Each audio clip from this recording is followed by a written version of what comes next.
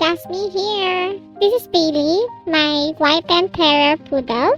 April 30 ng umaga may gumising sa akin kasi dumudugo daw yung ilong ni Bailey. Agad-agad akong bumangon, nagbihis at dinala kagad siya sa vet.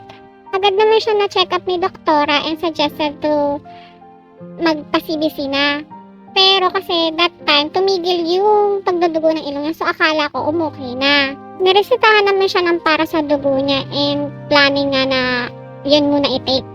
But unfortunately, after 2 hours, nagdudugo na naman yung ilong ni Bailey. And this time, it's not stopping. Kaya, proceed na kami sa CBC. The test result, bagsak na talaga yung platelets niya.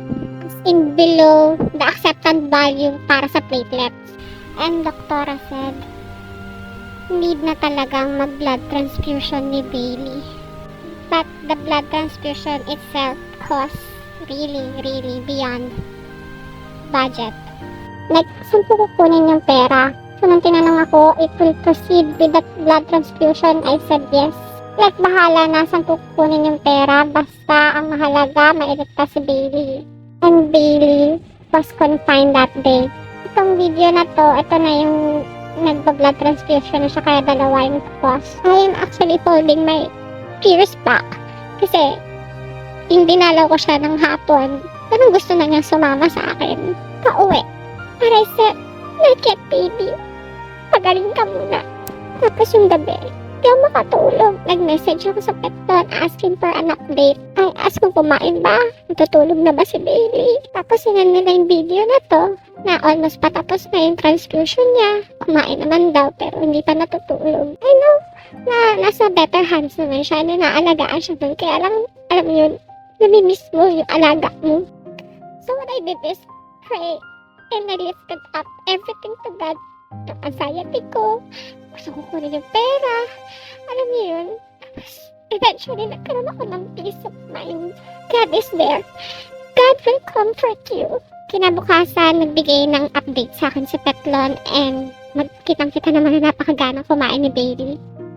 I asked kung pwede ko na siyang iuwi. Pwede naman daw na. After several minutes, pagkadating ko sa clinic, inabot na sa Bailey.